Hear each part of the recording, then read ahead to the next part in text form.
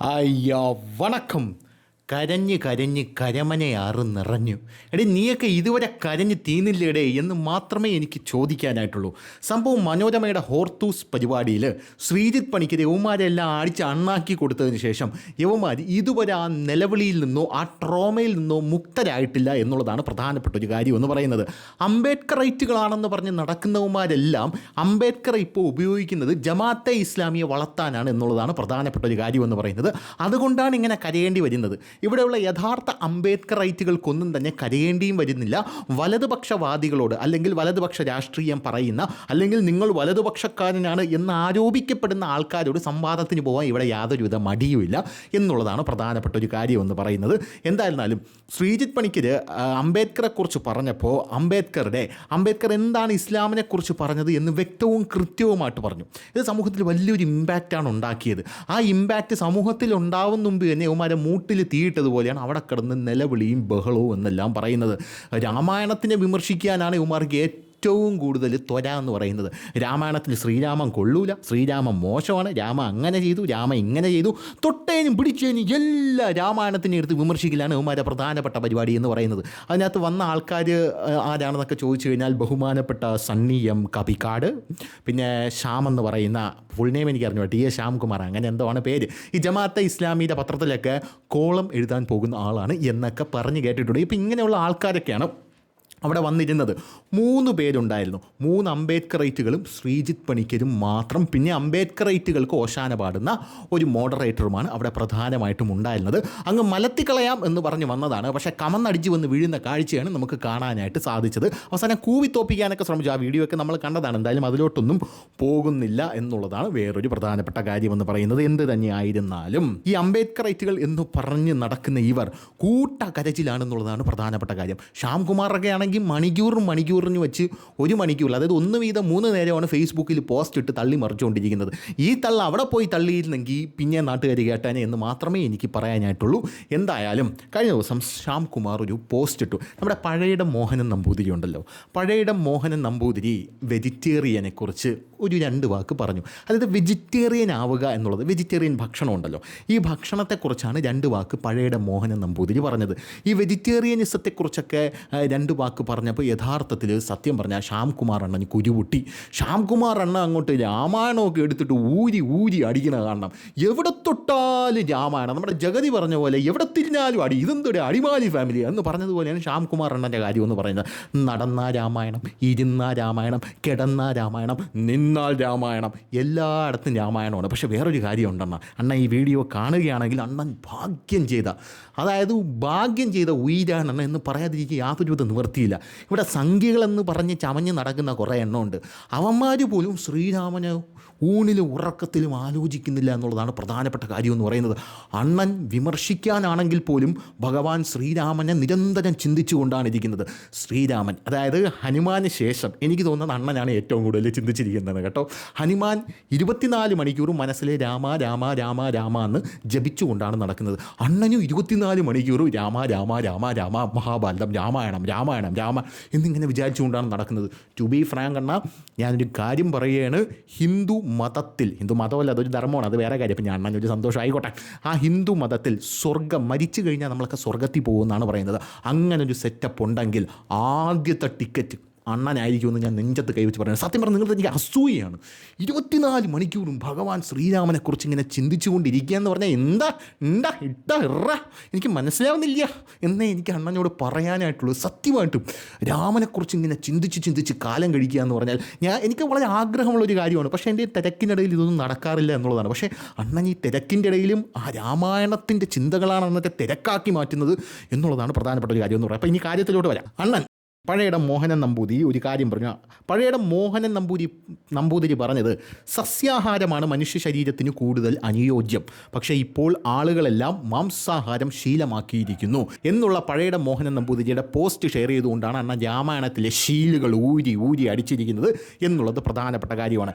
ഈ പഴയിടം മോഹനൻ നമ്പൂതിരി അത് പറഞ്ഞത് ജാതിയാണ്, മറ്റതാണ്, മറിച്ചതാണ്, സവർണ ഫാസിസമാണ്, ഹിന്ദുത്വമാണ് എന്നൊക്കെ പറഞ്ഞുകൊണ്ട് അണ്ണ ഇങ്ങനെ രംഗത്തെത്തുന്നുണ്ട്. കണ്ട, ഹിന്ദുത്വം, സവർണ ഫാസിസം, ബ്രാഹ്മണിക്കൽ ഹെജിമണി സ്ഥാപിച്ച് മുടിച്ചു കളയും എന്നൊക്കെ പറഞ്ഞുകൊണ്ടാണ് അണ്ണൻ രംഗത്തെത്തിയിരിക്കുന്നത്. എന്ത് തന്നെയായിരുന്നാലും ഈ പഴയുടെ മോഹനൻ നമ്പൂതിരി പറഞ്ഞ ഒരു കാര്യം, വെജിറ്റേറിയനാണ് ശരീരത്തിന് നല്ലത് എന്നാണ് അങ്ങേര് പറഞ്ഞത്. അല്ലാതെ വെജിറ്റേറിയൻ തന്നെ കഴിക്കണം, നീയൊക്കെ വെജിറ്റേറിയൻ അല്ലാതെ വേറെ ഒന്നും കഴിക്കരുത് എന്നൊന്നും അങ്ങേര് പറഞ്ഞിട്ടില്ല. നമുക്ക് കുറച്ച് സയൻറ്റിഫിക് ആയിട്ടുള്ള കുറച്ച് കാര്യങ്ങളൂടെ നമുക്ക് ചർച്ച ചെയ്യാം. ഞാൻ മനസ്സിലാക്കിയിരിക്കുന്നത്, ആക്ച്വലി ഞാനുണ്ടല്ലോ ഈ +2 ഈ ബയോളജി സയൻസാണ് പഠിച്ചത്. 2ാം തരം പഠിച്ച സബ്ജക്റ്റ് ആയിരുന്നെങ്കിലും എനിക്ക് ബയോളജി ഭയങ്കര ഇഷ്ടമല്ല. ആ സമയത്തൊക്കെ ഞാൻ പഠിച്ചിട്ടുണ്ടെന്ന് തോന്നുന്നു. അതായത് നമ്മൾ കഴിക്കുന്ന ഭക്ഷണം ഉണ്ടല്ലോ, ആദ്യം നമ്മൾ കഴിക്കുമ്പോൾ ഫൈബർ ആദ്യം കഴിക്കണം, അതിനുശേഷം നമ്മൾ പ്രോട്ടീൻ കഴിക്കണം, അതിനുശേഷമേ കാർബ്സ് കഴിക്കാൻ പാടുള്ളൂ എന്നൊക്കെ ഞാൻ കേട്ടിട്ടുണ്ട്. അപ്പോൾ ഞാൻ അന്ന് ടീച്ചറിനോട് ചോദിച്ചു, അതെന്താ ഫൈബർ ആദ്യം കഴിക്കണമെന്ന് ടീച്ചർ പറയുന്നത്? അപ്പോൾ ടീച്ചർ എന്നോട് പറഞ്ഞു തന്ന കാര്യമെന്ന് പറഞ്ഞാൽ, ഈ ഫൈബർ ആദ്യം കഴിക്കുമ്പോൾ ഇത് നമ്മുടെ കുടലിനകത്ത് പോയിട്ട് ഒരു ആഗിരണം ഉണ്ടാക്കും. ആ ആഗിരണത്തിലൂടെ നമ്മൾ പ്രോട്ടീൻ കൊടുക്കണം, അതിനുശേഷമാണ് ഈ കാർബ്സ് കഴിക്കേണ്ടത്. ഈ കാർബ്സ്, ഈ ചോറ് പോലെയുള്ള സാധനങ്ങളൊക്കെ ഉണ്ടല്ലോ, ഇതൊക്കെ ശരീരത്തിനകത്തോട്ട് ചെന്ന് കഴിഞ്ഞാൽ ഇത് ഗ്ലൂക്കോസായിട്ട് കൺവേർട്ട് ആവും. അങ്ങനെ കൺവേർട്ട് ആവുന്ന ഈ സാധനം ശരീരം പെട്ടെന്ന് വലിച്ചെടുക്കാതിരിക്കാനാണ്, പെട്ടെന്നൊരു ഗ്ലൂക്കോസ് സ്പൈക്ക് വരാതിരിക്കാനാണ് ആദ്യം ഈ ഫൈബറുള്ള വെജിറ്റേറിയൻ കാര്യങ്ങളൊക്കെ അകത്തോട്ട് ആദ്യം വിടണം എന്ന് പറയാനുള്ള ഒരു പ്രധാനപ്പെട്ട കാരണം. പിന്നെ നമ്മളെ ഇപ്പോൾ ഉള്ള ഈ സകല ഡോക്ടർമാരും ഉണ്ടല്ലോ, ഈ വെജിറ്റേറിയൻ ഭക്ഷണമാണ് എല്ലാവരും പ്രിഫർ ചെയ്യുന്നത് എന്നുള്ളതാണ്. നമുക്കറിയാമല്ലോ, ഇപ്പോൾ ഫാറ്റി ലിവർ എന്ന് പറയുന്ന അസുഖം എന്ന് പറഞ്ഞാൽ ഇപ്പോൾ കോവിഡിനെക്കാട്ടിലും അതിഭീകരമായിട്ട് പിന്തുടരുകയാണ്. ഈ ഇറച്ചി തിന്ന് ഇവന്മാരെല്ലാം ലിവറിൽ ഫാറ്റ് അടിഞ്ഞു കൂടിയിട്ട് അവസാനം ഡോക്ടർ പറയണ ഇറച്ചി തിന്നല്ല്, നീ ഒന്ന് ഇറച്ചി ഇങ്ങനെ വലിച്ചു വാരി തിന്നരുത് എന്ന് പറയണം. 1 വീതം 3 നേരം വെച്ചാണ് 2 പ്ലേറ്റ് ബീഫ് റോസ്റ്റൊക്കെ ഓരോരുത്തന്മാർ വാങ്ങിച്ച് തിന്നണത് എന്നുള്ളതാണ് പ്രധാനപ്പെട്ട കാര്യം എന്ന് പറയുന്നത്. അങ്ങനെയുള്ളവന്മാരെ ഫാറ്റൊക്കെ അടിഞ്ഞുകൂടി എഴിച്ച് കിടക്കാൻ വയ്യാതെ അയ്യോ പൊത്തോ എന്ന് പറഞ്ഞ് അവസാനം ആരും അറിയാതെ വെജിറ്റേറിയനായി ലൈഫ് സ്റ്റൈലൊക്കെ മാറ്റുന്ന കാഴ്ചയാണ് കാണാനായിട്ട് സാധിക്കുന്നത്. രാവിലെ എഴിച്ചു കഴിഞ്ഞാൽ ഒരു ഗാർലിക് ജ്യൂസ്, അതായത് വെളുത്തുള്ളിയുടെ ജ്യൂസ്, അതാകുമ്പോൾ ഹൃദയത്തിലെ ബ്ലോക്കുകളൊക്കെ മാറ്റും എന്നാണ് അവർ പറയുന്നത്. അതിനുശേഷം ഒരു ചീനിക്കിഴങ്ങിൽ നല്ല ഫൈബറാണ്. കുറച്ച് ചീനിക്കിഴങ്ങും കുറച്ച് സവാള അരിഞ്ഞതും പിന്നെ കുറച്ച് ടൊമാറ്റോ അരിഞ്ഞതും, അത് പിന്നെ മൂത്രത്തിൽ കല്ലി വരുമെന്ന് ചില ആൾക്കാരൊക്കെ പറയുന്നുണ്ട്. അതില്ലെങ്കിൽ പിന്നെ കുറച്ച് വെള്ളരിക്ക അരിഞ്ഞതും കൂടെ തന്നാലായിട്ട് സന്തോഷം. അങ്ങനെയാണ് നമ്മൾ കാര്യങ്ങളൊക്കെ പോകുന്നത്. പിന്നെ ആവിയിൽ വേവിച്ച ഭക്ഷണം, എന്താണ് പുട്ട്, ഇഡ്ഡലി, അങ്ങനെയുള്ള ഭക്ഷണം വളരെ കുറച്ചായി നമ്മൾ ഉപയോഗിക്കാറുള്ളൂ. പിന്നെ പ്രോട്ടീനുള്ള കടലക്കറിയോ അങ്ങനെ എന്തെങ്കിലും കുറച്ച് കാര്യങ്ങൾ. ഉച്ചയ്ക്ക് ചോറ് വളരെ കുറച്ച് മതി. ചോറിൻ്റെ കൂടെ എന്തെങ്കിലും മീൻ ഫ്രൈ ചെയ്ത് തരും. വേണ്ട, മീൻ ഫ്രൈ ചെയ്തില്ല. മീൻ ഫ്രൈ ഓയിലായതുകൊണ്ട് അത് നമുക്ക് ഫ്രൈ ചെയ്ത് തരണ്ട. ആ ഓയിലൊക്കെ ശരീരത്തിൽ കയറി കഴിഞ്ഞാൽ പെട്ടെന്ന് ബ്ലോക്കൊക്കെ വന്ന് അറ്റാക്കൊക്കെ വന്ന് നമ്മൾ തട്ടിപ്പോകാനുള്ള സാധ്യതയുണ്ട്. അതുകൊണ്ട് അതൊന്നും വേണ്ട, നമുക്ക് എന്തെങ്കിലും വെജിറ്റേറിയനായിട്ട് ചില കാര്യങ്ങളൊക്കെ മതി എന്ന് പറഞ്ഞുകൊണ്ട് യുവമാർ വെജിറ്റേറിയൻ ആവുന്നുണ്ട്. പക്ഷേ അണ്ണൻ്റെ ഒരു കേസ്, അണ്ണൻ ഇവർക്കൊക്കെ സത്യം പറഞ്ഞ ഉപദേശം കൊടുക്കാനുള്ള കേട്ടോ. യുവമാരൊക്കെ ഡോക്ടറിൻ്റെ അടുത്ത് പോകുമ്പം ഡോക്ടർ പറയും വെജിറ്റേറിയൻ ആക്കാൻ പറയും. ഈ ഫാറ്റി ലിവറൊക്കെ മാറാനായിട്ട് 1 വർഷമെങ്കിലും വെജിറ്റേറിയനായിട്ട് പോകുന്നു ഡോക്ടർ പറയും. അണ്ണ അവിടെ ഉണ്ടായിരുന്നെങ്കിൽ കുറേ സവർണ ഫാസിസവും ഹിന്ദുത്വ ബ്രാഹ്മണികൽ ഹെജിമണിയൊക്കെ നമുക്ക് ഊരി അടിക്കായിരുന്നു എന്ന് മാത്രമേ എനിക്ക് പറയാനുള്ളൂ അണ്ണനോട്. അണ്ണൻ അവിടെ ഇല്ലാതെ പോയി. നിങ്ങളൊരു മെറ്റീരിയലാണ്. മെറ്റീരിയൽ എന്ന് പറഞ്ഞാൽ നിങ്ങൾ ഇവിടെ ഒന്നും ജനിക്കേണ്ട ആളല്ല എന്ന് മാത്രമേ എനിക്ക് പറയാനായിട്ടുള്ളൂ. അത്രയ്ക്ക് ലോ ലെവലിൽ നിൽക്കുന്ന ഒരു മനുഷ്യനാണ് നിങ്ങൾ. ഇനി അടുത്തൊരു പ്രധാനപ്പെട്ട കാര്യം എന്ന് പറയുന്നത്, നമ്മുടെ പഴയുടെ മോഹനൻ നമ്പൂതിരി ഇങ്ങനെയൊക്കെ പറഞ്ഞല്ലോ. അപ്പം നമ്മുടെ ശ്യാം കുമാർ അണ്ണൻ എഴുതിയിട്ടിരിക്കുന്നത്, സസ്യാഹാരമാണ് ഏറ്റവും കൂടുതൽ മനുഷ്യർക്ക് അനുയോജ്യം എന്ന വിവരം വാൽമീകി രാമായണത്തിലെ ഭരദ്വാജ മഹർഷിക്ക് അറിയില്ലായിരിക്കും. ഭരദ്വാജൻ തൻ്റെ ആശ്രമത്തിലെത്തിയ ഭരതനും സൈനികർക്കും കോഴി, പന്നി എന്നിവയുടെ ഇറച്ചി നൽകിയാണ് സൽക്കരിച്ചത്. ദശരഥന് കുതിരയുടെ ഇറച്ചിയായിരുന്നു ഇഷ്ടമെന്ന് വാൽമീകി രാമായണം പറയും. ഇന്ദ്രന് ആടിൻ്റെ ഇറച്ചിയായിരുന്നു പഥ്യമെന്ന് ഋഗ്വേദം പ്രസ്താവിക്കുന്നു. സീത ഗംഗയ്ക്ക് വഴിപാടായി നേർന്നത് ഇറച്ചി ചേർത്ത ചോറാണ്. കാട്ടിൽ നിന്ന് ഭക്ഷണത്തിനായി മാനിനെയും രുരുക്കളെയും വധിച്ച് മാംസവുമായി വരുന്ന രാമലക്ഷ്മണന്മാരുടെ ചിത്രം വാൽമീകി വരച്ചിടുന്നുണ്ട്. ഇവരാരും സാമ്പാറും തോരനും കൂട്ടിയല്ല ഭക്ഷണം കഴിച്ചിരുന്നതെന്നാണ് ശ്യാം കുമാർ അണ്ണൻ പറഞ്ഞിരുന്നത്. അണ്ണനെപ്പോലുള്ള ആൾക്കാർ സത്യം പറഞ്ഞ് ഇത് പറയണത്. കാരണം എന്നെപ്പോലുള്ള ആൾക്കാർ ഇതൊക്കെ പറഞ്ഞ് മടുത്ത്. കാരണം ഞാനിത് പണ്ടേ പറയുന്നതാണ്. രാമൻ എന്ന് പറയുന്നത് ഒരു കാര്യം ആലോചിച്ച് നോക്കട്ടെ. രാമൻ ക്ഷത്രിയനാണ്. ക്ഷത്രിയൻ എന്ന് പറഞ്ഞാൽ എന്താണ്? ശത്രുക്കൾ വരുമ്പോൾ തൂക്കിയെടുത്ത് തറയിലടിച്ച് കാലവാലി തൂക്കിയെടുത്ത് കാലും കൈയൊക്കെ വലിച്ചു കീറുന്ന ഒരു മനുഷ്യനാണ് ശ്രീരാമൻ എന്ന് പറയുന്നത്. ക്ഷത്രിയൻ എന്ന് പറഞ്ഞാൽ ആരാണ്? ക്ഷത്രിയൻ രാജ്യത്തെ സംരക്ഷിക്കേണ്ട വ്യക്തികളാണ്. അപ്പോൾ അങ്ങനെയുള്ളൊരു മനുഷ്യൻ ഈ ചോറും തൈരും സാമ്പാറും മോരൊക്കെ കൂട്ടി ഇങ്ങനെ കഴിച്ച് മണ്ണുണ്ണിയായിട്ട് സൈഡിൽ ഇരുന്ന് കഴിഞ്ഞാൽ ആരെങ്കിലും തൂക്കിയെടുത്ത് തറയടിക്കാൻ പറ്റും? അങ്ങനെയല്ല. ശ്രീരാമൻ കഴിക്കുന്ന ഭക്ഷണം എന്ന് പറഞ്ഞാൽ കുതിരയുടെ ഇറച്ചിയെങ്കിൽ കുതിരയുടെ ഇറച്ചി, അതൊക്കെ തിന്നുകൊണ്ട് നല്ല ജമാമ്പുള്ളിയെ പോലെയാണ് ശ്രീരാമൻ ഇരിക്കുന്നത് എന്നുള്ളതാണ് കാര്യം. പിന്നെ ശ്രീരാമൻ കാട്ടിലോട്ട് പോയ സമയത്തുണ്ടല്ലോ, ഈ ശ്രീരാമൻ കാട്ടിലോട്ട് പോയ സമയത്ത് യഥാർത്ഥത്തിൽ കാടാണ്. കാട്ടിൽ എന്തോന്ന് തിന്നും? കൃഷിയുണ്ട് അവിടെ. കാട്ടിൽ കൃഷിയിലൊരു മാങ്ങാത്തുലിയില്ല. അപ്പോൾ അവിടെയുള്ള സമയത്ത് വിശക്കൂലേ? അല്ല മാഞ്ഞയൊക്കെ തലയ്ക്ക് അടിച്ച് ഒന്ന് തിന്ന് കാണും. കാരണം അതും ധർമ്മമാണല്ലോ. കാരണം നമ്മുടെ വയറ്റിലോട്ട് പോകേണ്ടത് നമ്മളെ ഉയിര് കിടക്കണമല്ലോ. അപ്പോൾ അതിന് വേണ്ടിയിട്ട് നമ്മൾ ഒരാളെ പിടിച്ച് തിന്നുന്നു, അല്ലെങ്കിൽ നമ്മൾ ഒരു മാനിനെ പിടിച്ച് തിന്നുന്നു. അതിൽ യാതൊരുവിധ കുറ്റവുമില്ല എന്നും അവിടെയൊക്കെ വാൽമീകി രാമായണത്തിൽ പറഞ്ഞിട്ടുണ്ടെന്ന് എനിക്ക് തോന്നണം. അപ്പോൾ അങ്ങനത്തെ പല കാര്യങ്ങളുണ്ട്. പിന്നെ വേറൊരു പ്രധാനപ്പെട്ട കാര്യം, ഇത് എഴുതിയ ഒരു മനുഷ്യനുണ്ട്, രത്നാകരൻ.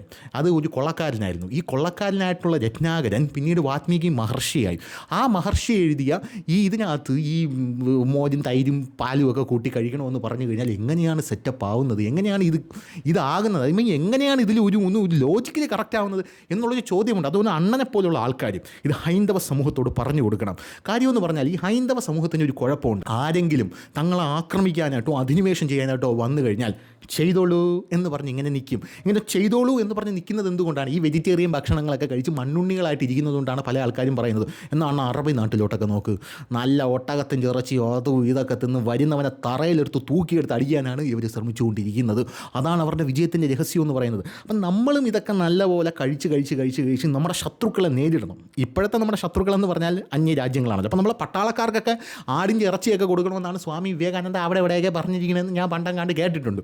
അപ്പോൾ അങ്ങനത്തെ സെറ്റപ്പിലോട്ടാണ് കാര്യങ്ങൾ പോകുന്നത്. അപ്പോൾ ഈ ഇറച്ചിയും കാര്യങ്ങളും ഒക്കെ നമ്മളും കഴിക്കണം. നമ്മളിത് നല്ലപോലെ കഴിച്ച് നമ്മൾ എന്ത് ചെയ്യണം? നമ്മൾ ഉരുട്ടി കയറ്റണം. നമ്മൾ ഉരുട്ടി മസിലൊക്കെ കയറ്റി നമ്മൾ എന്ത് ചെയ്യണം? നമ്മൾ ഉരുട്ടി മസിലൊക്കെ കയറ്റിയാൽ മാത്രമേ നാലാളുടെ മുമ്പിൽ ഒരു വിലയുണ്ടാവും. അല്ലാതെ ഈ പുളിശ്ശേരി അത് ഇതും ചപ്പും ചവറൊക്കെ തിന്നുകൊണ്ടിരുന്ന അണ്ണം പറയുന്ന പോലെ ഈ ബ്രാഹ്മണന്മാരെ പോലെ അമ്പലത്തിൽ പോയിട്ട് പൂജയും ചെയ്ത് ഒരു സൈഡിൽ ഇങ്ങനെ ഇരിക്കാനേ പറ്റും, പടച്ചോറും തിന്നുകൊണ്ട്. അതല്ല നമുക്ക് വേണ്ടത്. നമുക്ക് വേണ്ടത് എന്താണ്? ക്ഷാത്രവീര്യമുള്ള വ്യക്തികളെയാണ്. ക്ഷാത്രവീര്യം എന്ന് പറഞ്ഞാൽ എന്താണ്? വരുന്ന ശത്രുക്കളെ തൂക്കിയെടുത്ത് തറയിലടിക്കാൻ ഉതകുന്ന ആൾക്കാർ. അങ്ങനെ തൂക്കിയെടുത്ത് തറയിലടിക്കുന്ന ആളായിരുന്നു അർജുനൻ. ഈ അർജുനന് മാംസം തിന്ന് കാണും ഉറപ്പായിട്ടും. കാരണം അപ്പുറത്ത് നിൽക്കുന്നവൻ്റെ തല വെട്ടിയെടുത്ത് ആ തലയിലുള്ള രക്തം പാനം ചെയ്യുന്ന ഭീമനും അർജുനനും പോലുള്ള ആൾക്കാരൊക്കെ മാംസം കഴിച്ചില്ലെങ്കിൽ പിന്നെ ഇതൊക്കെ എങ്ങനെയാണ് പാനം ചെയ്യുന്നത് എന്ന് ചുമ്മാ ചിന്തിച്ചാൽ ലോജിക്കലി ചിന്തിച്ചാൽ നമുക്ക് മനസ്സിലാക്കാനായിട്ട് സാധിക്കുമല്ലോ. അപ്പോൾ അതാണ് കാര്യം എന്ന് പറയുന്നത്. അപ്പോൾ അങ്ങനത്തെ രാമായണവും മഹാഭാരതവും ഒക്കെ എഴുതപ്പെട്ട ഈ നാട്ടിൽ ഞാൻ കേട്ടിട്ടുള്ളത് ഈ ജൈനന്മാരുണ്ടല്ലേ, ഈ ജൈനന്മാരായിട്ടുള്ള ആൾക്കാർ ഒരു ഉറുമ്പിനെ പോലും നോവിക്കില്ലെന്നായിരുന്നു. അത് അവരുടെ കോൺസെപ്റ്റ്. അതിനുശേഷം പിന്നെ അതിൽ നിന്ന് ബൗദ്ധന്മാരിലേക്ക് ഈ വെജിറ്റേറിയനിസം എത്തി. പിന്നെ അവിടെ നിന്നാണ് അത് ഇങ്ങോട്ട് പടർന്ന് പിടിച്ചതെന്ന്. ആ സമയത്താണ് അത് ഇങ്ങോട്ട് പടർന്ന് പിടിച്ചത്. അങ്ങനെ ഇങ്ങോട്ട് പടർന്ന് പിടിച്ചപ്പോൾ ഇത് കൊള്ളാമല്ലോ എന്ന് പറഞ്ഞ് യുവമാരെടുത്ത്, അതായത് ഇവിടെയുള്ള ഹൈന്ദവ ജനത എടുത്ത് അതിനെടുത്ത് അങ്ങ് നെഞ്ചത്തോട്ട് വെച്ച്, അങ്ങനെ നെഞ്ചത്തോട്ടത്ത് വെച്ച് ഇപ്പോഴും 40% ഇവിടെയുള്ള ആൾക്കാർ വെജിറ്റേറിയൻ ആണെന്നാണ് ഞാൻ കേട്ടുകൊണ്ടിരിക്കുന്നത്. അപ്പോൾ അങ്ങനെ അതെടുത്ത് അവർ നെഞ്ചത്തോട്ട് വെച്ച ശേഷമാണ് ഇവർ കൂടുതലും ഈ വെജിറ്റേറിയൻ ഭക്ഷണം കഴിച്ച് കഴിഞ്ഞാൽ അറിയാമല്ലോ സാത്വികരായി പോകും എന്നാണ് പഠനങ്ങളൊക്കെ പറയുന്നത്. അതായത് വെജിറ്റേറിയൻ ഭക്ഷണം കഴിക്കുന്നവർക്ക് അതിൻ്റേതായിട്ടുള്ള ഈ മനസ്സിലും ശരീരത്തിലും ബുദ്ധിയിലുമൊക്കെ ചില ചേഞ്ചസ് വരും എന്നൊക്കെ ഞാൻ കേട്ടിട്ടുണ്ടുള്ളതാ കള്ളോ. അപ്പോൾ അങ്ങനെയുള്ള സംഭവങ്ങളൊക്കെ ഉണ്ട്. അപ്പോൾ അതൊക്കെ നമുക്ക് മാറണം. അതൊക്കെ മാറ്റിയെടുക്കാൻ ദൈവം നിയോഗിച്ച ഒരു പ്രതിപുരുഷനാണ്, ഒരു ചരിത്ര പുരുഷനായിട്ടാണ് അണ്ണനെ ഞാൻ കാണുന്നത് എന്നുള്ളതാണ് എനിക്ക് അണ്ണനെ സംബന്ധിച്ച് പറയാനുള്ളത്. ഇപ്പോൾ വലിയൊരു കർമ്മമാണ് അണ്ണൻ ചെയ്തുകൊണ്ടിരിക്കുന്നത് എന്നുള്ള കാര്യം അണ്ണൻ മറക്കാതിരിക്കുക. ഇനി അടുത്ത കാര്യത്തിലേക്ക് വരാം. ഇനി അടുത്ത കാര്യം എന്ന് പറയുന്നത് ശ്രീജിത്ത് പണിക്കരുടെ കാര്യമാണ്. ശ്രീജിത്ത് പണിക്കരെ സംബന്ധിച്ച് പറയുകയാണെങ്കിൽ, ഈ ശ്രീജിത്ത് പണിക്കരെ സംബന്ധിച്ച് ഒരു പോസ്റ്റ് ഇപ്പോൾ ഫേസ്ബുക്കിൽ കറങ്ങിത്തിരിഞ്ഞ് നടക്കുന്നുണ്ട്. ഈ പോസ്റ്റ് എന്ന് പറഞ്ഞു കഴിഞ്ഞാൽ എന്താണെന്നറിയാമോ? അതായത് ശ്രീജിത്ത് പണിക്കർ ചതിയിലൂടെയാണ് അവിടെയുള്ള അണ്ണൻ ഇരിക്കുന്ന ചാനൽ ചർച്ചയിൽ അവിടെ നിങ്ങളെല്ലാം തൂക്കിയെടുത്ത് തറയടിച്ചത് എന്നാണ് പല ആൾക്കാരും പറയുന്നത്. ശ്രീജിത്ത് പണിക്കരുടെ പോസ്റ്റ് വായിക്കുകയാണെങ്കിൽ ഈ ജമാഅത്തെ ഇസ്ലാമിയിലെ സുഡാപ്പികളൊക്കെ ഉണ്ടല്ലോ, അണ്ണൻ്റെ കൂട്ടുകാരൊക്കെ ഇപ്പോൾ പറയുന്നത് ദ ലാസ്റ്റ് വേർഡ് വിൻസ് എന്നൊരു പ്രയോഗമുണ്ട്. അവസാനം പറയുന്ന ആൾ കുറേ ലോഡഡ് ചോദ്യങ്ങൾ ചോദിച്ച് തൻ്റെ ഭാഗം എത്ര മണ്ടത്തരമാണെങ്കിലും സ്ഥാപിച്ച ശേഷം ബാക്കിയുള്ളവരെ മിണ്ടാതാക്കി ചർച്ച അവസാനിപ്പിക്കുക. ഇവിടെ കമൻറ്റിലുള്ള വീഡിയോ നോക്കൂ. താൻ സംസാരിച്ച ശേഷം മോഡറേറ്റർ പോലും സംസാരിക്കാതിരിക്കാൻ പണിക്കർ ശ്രദ്ധിക്കുന്നതും ഉറപ്പാക്കുക. അതായത് ഈ 3 എണ്ണം സംസാരിച്ച ശേഷമാണ് ശ്രീജിത്ത് പണിക്കരുടെ അടുത്തോട്ട് സംസാരിക്കാൻ പറ്റുന്നത്. ഈ 3 പേരും കൊടികെട്ടിയ വാദങ്ങളൊക്കെയാണ് മുന്നിലേക്ക് വയ്ക്കുന്നത്. അപ്പോൾ ഇതൊക്കെ കൗണ്ടർ ചെയ്യാൻ ശ്രീജിത്ത് പണിക്കർ എന്ന് പറഞ്ഞ ഒരാൾ മാത്രമേ അവിടെ ഉള്ളൂ. ആ പുള്ളിക്കാരൻ അവസാനം ഇത്തിരി പോലെ സമയം ചോദിച്ച് കൊടുക്കാൻ പറ്റൂലെന്ന് ഇവർ പറഞ്ഞിട്ടേ പോവുള്ളൂ എന്ന് ഞാനും പറയുന്നു. അങ്ങനെ അവസാനം കാര്യങ്ങളൊക്കെ പറഞ്ഞ് ചർച്ചയുടെ അവസാനം 1 മിനിറ്റാ 2 മിനിറ്റാ കൊടുത്ത് എല്ലാം പറഞ്ഞ് തീർത്ത് കഴിഞ്ഞ ശേഷം ഈ പറഞ്ഞത് കേട്ടിട്ട് ഇവിടെ ഇരിക്കുന്ന 3 എണ്ണത്തിനും കുരുപൊട്ടി. കവിക്കാട് എണ്ണൻ അടക്കം കുരുപൊട്ടി. അപ്പോൾ അവിടെ ഇരിക്കുന്ന മായാ പ്രമോദ് അങ്ങനെ എന്തോടാ ചേച്ചിയുടെ വീട്, ആ ചേച്ചി പറയുന്നത് കേട്ടും എനിക്ക് പറയണം, എനിക്ക് സംസാരിച്ചിട്ട് പോയാൽ മതി എന്നൊക്കെ പറഞ്ഞ് അവിടെ കിടന്ന് ബഹളം വയ്ക്കുന്നുണ്ടായിരുന്നു. അപ്പോൾ ശ്രീജിത്ത് പണിക്കർ പറഞ്ഞു അങ്ങനെ സംസാരിക്കാനൊന്നും പറ്റത്തില്ല, അത് സമയം കഴിഞ്ഞെന്നാണ് മോഡറേറ്റർ പറയുന്നത്.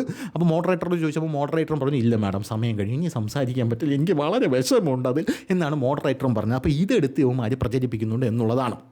എന്തായിരുന്നാലും ശ്രീരാമൻ്റെ പരമഭക്തനായിട്ടുള്ള TS ശ്യാംകുമാർ അണ്ണൻ്റെ അനുഗ്രഹത്തോടു കൂടി ഇത് നമുക്കൊന്ന് ഡിസക്റ്റ് ചെയ്ത് നോക്കാം. അതായത് ഈ രാമായണത്തിലൊരു കഥയുണ്ട്, നിങ്ങളൊക്കെ എടുത്ത് പ്രചരിപ്പിക്കുന്നുണ്ടല്ലോ, രാമൻ അധർമ്മിയാണെന്ന് കാണിക്കാൻ ബാലിയെ രാമൻ എങ്ങനെയാണ് അമ്പെയ്ത് കൊന്നത്? ഒളിഞ്ഞിരുന്നാണ് അമ്പെയ്ത് കൊന്നത്.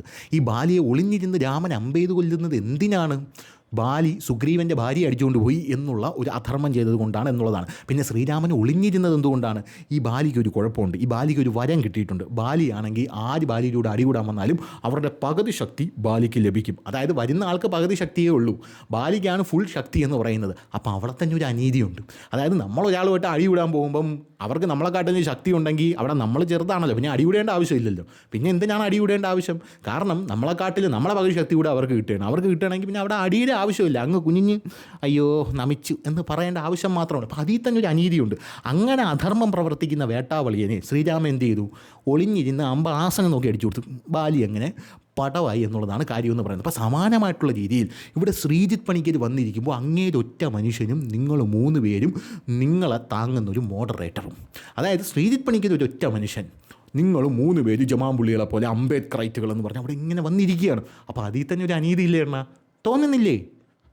ഉണ്ട്, തോന്നണം. അല്ലെങ്കിൽ നിങ്ങളെപ്പോലെ 3 പേരും അപ്പുറത്ത് നിരന്നിരിക്കണം. ശ്രീജിത്ത് പണിക്കറിൻ്റെ പോലെ ശങ്കുട്ടി ദാസോ അല്ലെങ്കിൽ ബ്രാഹ്മണിക്കൽ ഹെജിമണി പേരുന്ന TG മോഹൻദാസോ അങ്ങനെ ആരെങ്കിലുമൊക്കെ 3 പേരും നിരന്നിരിക്കണം. ഇതങ്ങനെയല്ല, ഒരൊറ്റ ശ്രീജിത്ത് പണിക്കരും 3 പേരും നിരന്നിരിക്കുകയാണ്. ഞാനൊക്കെ ഈ സ്കൂളിൽ പഠിക്കുന്ന സമയത്തുണ്ടല്ലോ, നമ്മൾ ഈ അടി കൂടാനൊക്കെ പോകുമ്പം അപ്പുറത്തെ പയ്യന്മാർ ടീമിനെ വിളിച്ചുകൊണ്ട് വരും. അപ്പം ഞാൻ പറയും, ഇവിടെ നാണം ഉണ്ടാടാ ടീമിനെ വിളിച്ചുകൊണ്ട് വരാം, ഒറ്റയ്ക്കൊറ്റയ്ക്ക് വാടാ എന്ന് പറയുന്ന ഒരു സെറ്റപ്പ് ഉണ്ട്, മനസ്സിലായില്ലേ? അതായത് ടീമിനെ വിളിച്ചുകൊണ്ട് വരുമ്പോൾ എന്തായാലും നമുക്ക് അടിച്ച് ജയിക്കാൻ പറ്റില്ല. ഓടുക എന്നുള്ളത് മാത്രമേ നമ്മുടെ കയ്യിലുള്ള ഒരു ആയുധമായിട്ടുള്ളൂ. മറിച്ച് ഒറ്റയ്ക്കൊറ്റയ്ക്ക് വാ, നമുക്ക് നോക്കാം എന്ന് പറയുന്നൊരു സെറ്റപ്പ് ഉണ്ടല്ലോ, അതിൻ്റെ സുഖം ഒന്ന് വേറെ തന്നെയാണ്. അപ്പം അവിടെ തന്നെ ഒരു അനീതിയുണ്ട്. അതായത് ബാലി സുഗ്രീവനോട് കാണിച്ച അതേ അനീതി തന്നെയാണ്. ബാലിക്ക് പകുതി ശക്തി ഓൾറെഡി കിട്ടി. അതുപോലെ നിങ്ങൾ 3 പേരും അങ്ങേരൊരൊറ്റ മനുഷ്യൻ ഇങ്ങനെയാണ് ഇരിക്കുന്നത് എന്നുള്ളതാണ് പ്രധാനപ്പെട്ട കാര്യം. പിന്നെ നിങ്ങൾ ഇടയ്ക്കിടയ്ക്ക് ഊരി അടിയുന്നൊരു സാധനമുണ്ട്. അംബേദ്കർ മനുസ്മൃതി കത്തിച്ചു എന്ന് കത്തിച്ചെങ്കിൽ ഇപ്പം എന്താ? കത്തിച്ചുകൊണ്ട് പോട്ട് എന്നുള്ളത് മാത്രമല്ലേ ഉള്ളൂ. ഇനിയിപ്പോൾ മനുസ്മൃതി കൊള്ളൂല്ലെങ്കിൽ നമ്മൾ തന്നെ അത് കൊള്ളൂല എന്ന് പറഞ്ഞ് തള്ളി പറയുമല്ലോ. ഈ അംബേദ്കർ മനുസ്മൃതി കത്തിച്ചു എന്ന് പറഞ്ഞാണ് ഇവിടെ ജമാഅത്തെ ഇസ്ലാമി അവർ വളർത്തിക്കൊണ്ടിരിക്കുന്നത്. 1927 ഡിസംബർ 25 അംബേദ്കർ ഈ മനുസ്മൃതി കത്തിച്ചത് എന്നാണ് പറയപ്പെടുന്നത്. ഇനി മനുസ്മൃതി കത്തിക്കണം എന്ന് പറഞ്ഞത് ആരാണ് ആദ്യം? അത് അംബേദ്കറാണോ പറഞ്ഞത്? ഇതൊന്നും നിങ്ങൾ പറയുന്നില്ലല്ലോ. ഇത് പറഞ്ഞതൊരു ബ്രാഹ്മണനായിട്ടുള്ളൊരു വ്യക്തിയല്ലേ. ഈ മനുസ്മൃതി കത്തിക്കണമെന്ന് പറഞ്ഞത് ഹിതകാരൻ സഭയിൽ കൊണ്ടുവരുന്നത് ബ്രാഹ്മണനായിട്ടുള്ള ഗംഗാധർ നീലകാന്ത് സഹസ്രബുദ്ധേ എന്ന് പറയുന്ന ഒരു മനുഷ്യനാണ്. അങ്ങേരായിരുന്നു, അങ്ങേരൊരു ബ്രാഹ്മണനായിരുന്നു. പോരാത്തതിന് 6 ഹിന്ദു സന്യാസിമാരും ഉണ്ടായിരുന്നു ഈ മനുസ്മൃതി കത്തിക്കുക. ഇതൊന്നും അണ്ണൻ പറയുന്നില്ലല്ലോ. അണ്ണൻ്റെ അണ്ണാക്കില പിരിവെട്ടിയെന്നാണ് പല ആൾക്കാരും ചോദിക്കുന്നത്. എന്തായാലും അതൊക്കെ പോട്ടെ. അപ്പോൾ ഇങ്ങനൊരു സെറ്റപ്പും കൂടെ അതിനകത്തുണ്ട് എന്ന് അണ്ണൻ കൃത്യമായിട്ട് മനസ്സിലാക്കിയിരിക്കുക. നാട്ടുകാർക്ക് ഇതൊക്കെ പറഞ്ഞു കൊടുക്കുക.